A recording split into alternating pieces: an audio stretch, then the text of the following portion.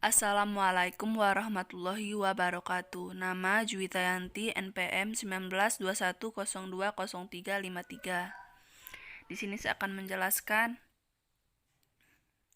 bangunan hukum Islam di Indonesia. Definisi law dan main law, middle law sebagai teori hukum. Hukum Islam dikategorikan sebagai definisi law karena aturan-aturan yang ada di dalamnya dibuat langsung oleh Tuhan untuk mengatur kehidupan manusia di dunia. Bila kita perhatikan pengertian di atas betul-betul menempatkan hukum Islam sebagai entitas yang murni bersifat top-down dan melepaskan aspek-aspek historis sosiologisnya. Sebagaimana yang dapat kita pahami pula dari kutipan di bawah ini, konsep hukum menurut usul fikih pada dasarnya terletak di atas pandangan bahwa hukum itu bersifat keagamaan. Sejak periode paling awal sejarah Islam, hukum telah dipandang sebagai keluar dan merupakan bagian dari syariah. Adapun syariah sebagaimana telah dijelaskan adalah pola tingkah laku manusia yang diatur Allah Subhanahu wa taala. Konsep hukum seperti itu sejalan dengan pandangan bahwa hukum itu harus bersumber langsung atau tidak langsung dari wahyu Tuhan, yaitu Al-Quran, dan penjelasannya dari Nabi Muhammad SAW yang disebut sunnah.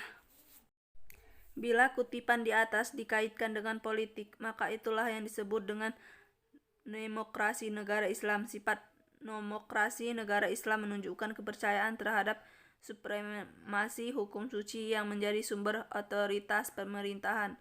Peraturan suci seperti secara inherent memiliki karakter supernatural yang luar biasa, supernatural and extraordinary karakter. Ikatan-ikatan yang penyatuan antara agama dan negara dan supremasi hukum suci berasal dari kehendak Tuhan secara bersama-sama menegaskan kembali kewajiban setiap hamba untuk taat kepadanya. Menurut Kahaduri, warga negara Islam adalah hamba Allah dan hukum-hukumnya adalah hukum suci. Karena ia berasal dari Allah Subhanahu wa taala, tidak diterapkan oleh manusia. Hukum suci seperti itu adalah pasti benar dan manusia hanya bisa mematuhi karena Allah Subhanahu wa taala lebih mengetahui dari otoritas maupun terhadap kebutuhan-kebutuhan hambanya. Dalam menaati hukum, manusia menyadari akan tujuan-tujuan agamanya karena hukum adalah Islam memiliki karakter sebagai sebuah kewajiban religius. Pada waktu yang sama ia juga memberi dukungan politik bagi agama Islam. Pada kenyataannya, hukum Islam merupakan perintah Tuhan dan karena bersifat mengikat sebagai sebuah cita-cita agama yang berbeda dengan hukum buatan manusia, man-made law, dan dianggap sebagai fenomena sosial yang tunduk pada kebutuhan manusia dan nilai-nilai.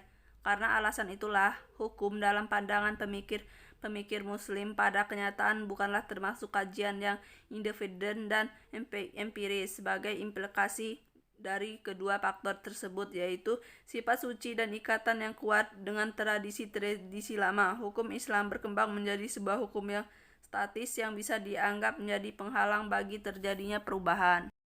Perkembangan hukum Islam di Indonesia.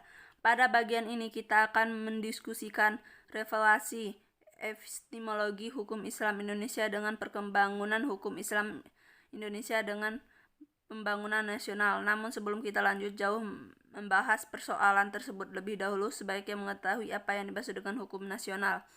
Mengapa kita membutuhkan hukum nasional dan bagaimana cara kita mewujudkan hukum nasional tersebut. Melalui penjelasan terhadap aspek nilai inilah kita akan mengetahui relevansi epistemologi hukum Islam dengan perkembangan hukum nasional.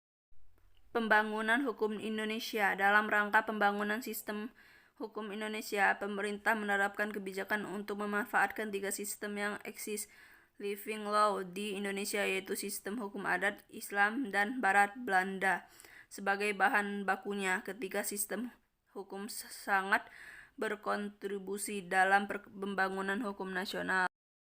Tatanan hukum nasional Indonesia harus mengandung ciri 1. Berwawasan kebangsaan dan berwawasan nusantara. 2. Mampu mengakomodasi kesadaran hukum kelompok etnis, kedaerahan, dan keyakinan agama. 3. Sejauh mungkin berbentuk tertulis dan terunifikasi. 4. Bersifat rasional dan mencukup rasionalitas efisiensi. Rasional kewajaran, rasional kaidah dan nilai.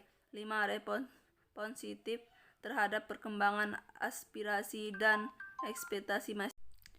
Perkembangan hukum Islam Indonesia, sarana dan prasarana. Berdasarkan penjelasan di atas, tampak sekali dalam hal penetapan kebijakan hukum di Indonesia, pemerintah telah menjadikan hukum Islam sebagai bagian dari hukum nasional. Kondisi seperti ini tidak semata-mata terjadi di Indonesia, tetapi menjadi pula di negara-negara berpenduduk Muslim, baik yang memiliki konstitusi Islam maupun yang tidak memilikinya. Sebagai sebuah sistem hukum dan bagian dari sebuah sistem hukum, ia mempunyai teks tertulis dalam bidang-bidang yang dicukupi, memiliki lembaga peradilan sesuai tingkat-tingkatan yang diperlukan, dan mempunyai alat penegak hukum untuk menjalankannya. Sekian dan terima kasih. Wassalamualaikum warahmatullahi wabarakatuh.